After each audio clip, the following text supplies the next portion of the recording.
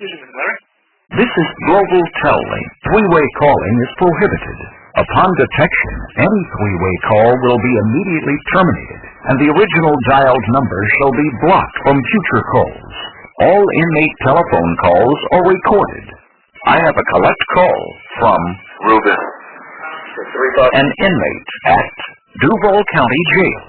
Prepay for this call, save money, and control your phone expenses. To set up a prepay account, please press 2. To accept, dial 0 and hold. To repeat, thank you. Hello? Hello, Ruben. How's it going? How are you doing? Not bad. How's life going in prison? I couldn't tell. It's kind of cold in here. Yeah.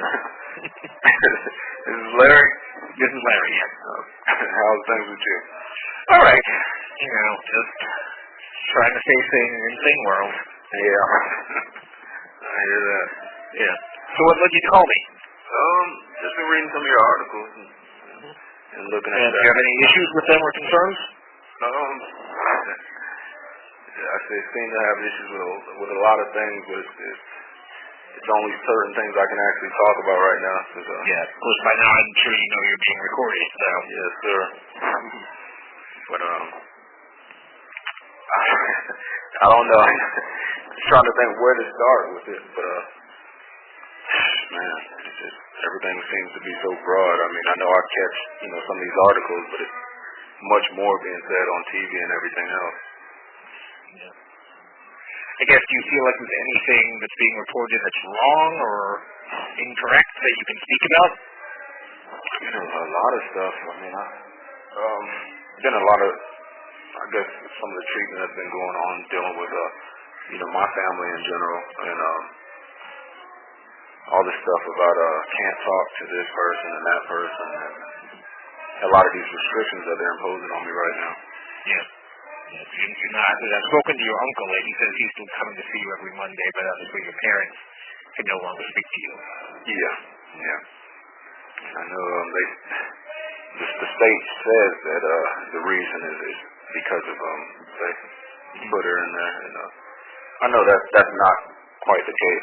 They're mad previously because I've been contacting my dad and just relaying messages and coming up here to see me, which somehow that's been hidden and kind of I guess they're trying to disprove that ever happened. Yeah, but your lawyer said you actually weren't allowed to get a hug before after you were told not to have contact with her. Yeah, I mean I know that I know when she first initially came to visit me, I know I was surprised and I asked her then. I said I thought the judge said we didn't talk.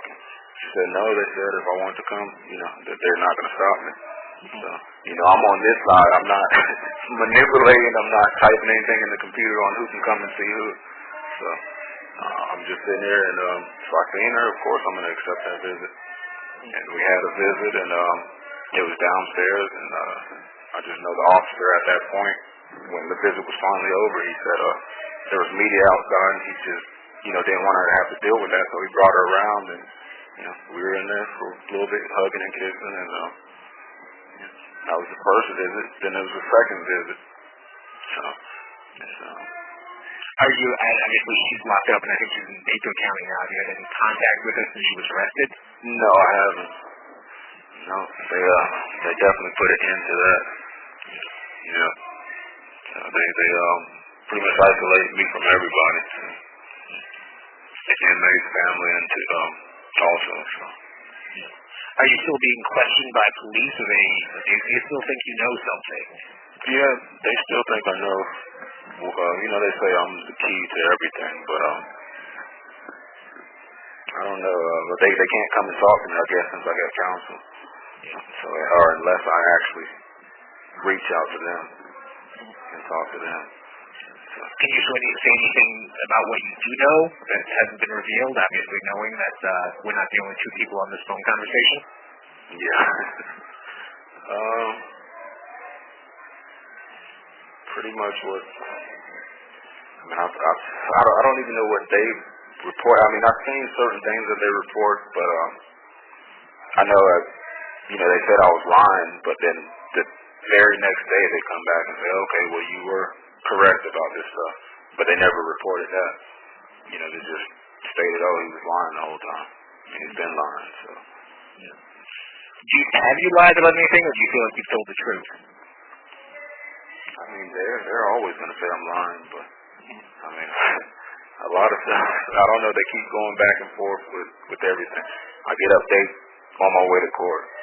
So, like, you know, when I got these new charges on attempted escape and all this other stuff, and then a day or two later they drop a escape charge. You know, if you're so sure about something like that, you're going to keep that on there. You're not just going to drop it. Yeah. And do you feel like these charges are legitimate? Do you feel this is a way to put pressure on you to say what you know about? Oh, it's definitely pressure, and it's definitely a way of, you know, trying to stack the table against me and put that pressure. And not only that, you know, it's the same with Baker County. I mean, do you think that it was by, you know, happenstance that they just ran into Sean and this drug deal, you know?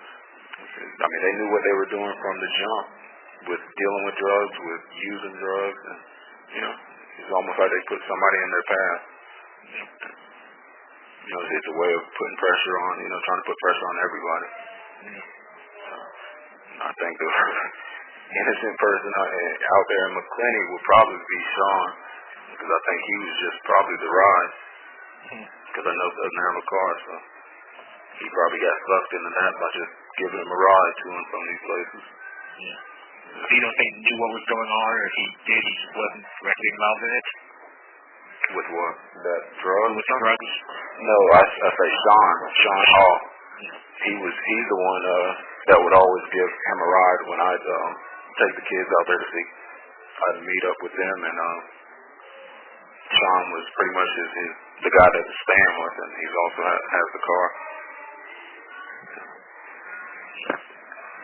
So you've got your next pre-trial hearing Thursday. Do you expect to go to trial in December? It seems as though that's awfully quick, but they seem to sort of control it right now, so you have to wait for the trial. Yes, it's very, very quick, but there's no telling. Cause like my attorney said, you got all these, you got a gag order. I guess that's supposed to be in place as of Thursday, and yeah, our lawyers are opposing that. Yeah, I've seen them there that day, and it's so much stuff that's getting thrown in the mix of this that's kind of slowing slowing their process of actually getting the evidence and getting everything else from the state. But the state's also doing stuff to slow it. We're looking to get some of this info that they're. Sorry, it's so loud back there. I'm trying to. But it's also slowing down that process. You know, the state's not giving us everything. They're giving it to the media before we even see it. So it's almost like we got to watch the TV just to get, you know, the news for this case. Is there anything you'd like the public to know that you don't think they know about you, or just anything you think the world should know? No, it's really not for me. I mean, I know the media is going to paint their own picture, and I don't want to sit here and say, oh, I'm just this angel. No, I'm just, ask some of my friends, talk to some of the people that know me, get a better understanding from them. You know, don't just go off of, don't speculate. Just get it that way. I'm not going to sit here and try to paint myself out to be a saint. Yeah. But just ask some of the people that know me closest, you know, that have been around me. And who would you recommend we speak to?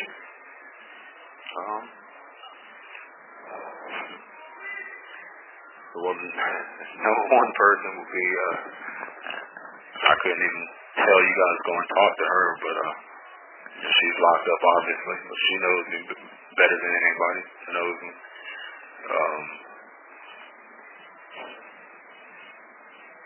My roommate.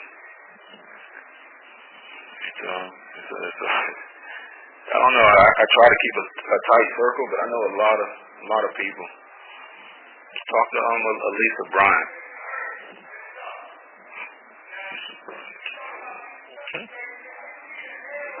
So obviously we can't mention, we will try not to mention my name even though we know who she is. Yes. Because of this rape charge. Anything on that your family is trying to say that you dropped the charges against you, but the state attorney says that's not true, that they're still investigating it. They're still holding on to that for the sake of saying that she's possibly a victim to keep her away from me, to keep her and the kids from coming to see me or anything else. That's like my uncle said this morning, it's the longest investigation that he's known. That they're still holding on to this, and they're going to continue to hold on to that throughout this case. For that, you don't think you're going to be charged with rape, but you think they're going to just keep investigating this, something like investigate quotation marks, because they don't want to have any contact with you. They definitely don't want that. That's apparent. I mean, in all these court appearances, that's all they bring up. Not to have contact. They said I talked to her twice. Got to contact her about 30 more times. That's no here nor there. It really has nothing to do with this. The reason why I'm in here. And they say that's the reason why they're kind of blocking my family and from talking to me or me from talking to, even though we have 3 kids together. And I mean, I'm pretty sure by now you've heard the jail conversation. I have. Yeah. So it's anybody with enough sense can actually see that. Don't think things happen the way that they were put out there. Yeah. Well, I mean, a lot of people heard those voicemails you left on her phone and found those scary. Yeah, they can be. I mean, one thing that I don't agree on is when you try to keep, somebody's kids from them. And, we've known each other long enough, and one thing about it, I've never tried to keep the kids from her. I've never done anything like that, When she was going through her troubles, I had no problem with coming to see her, bringing the kids every other week, whatever it was. This is when she was locked up? Yes. I had no problem. I mean, I didn't even have a car at the time. She was gone for a year, and I was working my ass off. I was broke that whole year, $200 a week for daycare. Mm-hmm. But I still found the time to get to the bus stop with one of the kids, go downtown, walk all the way to the jail, come to visit her.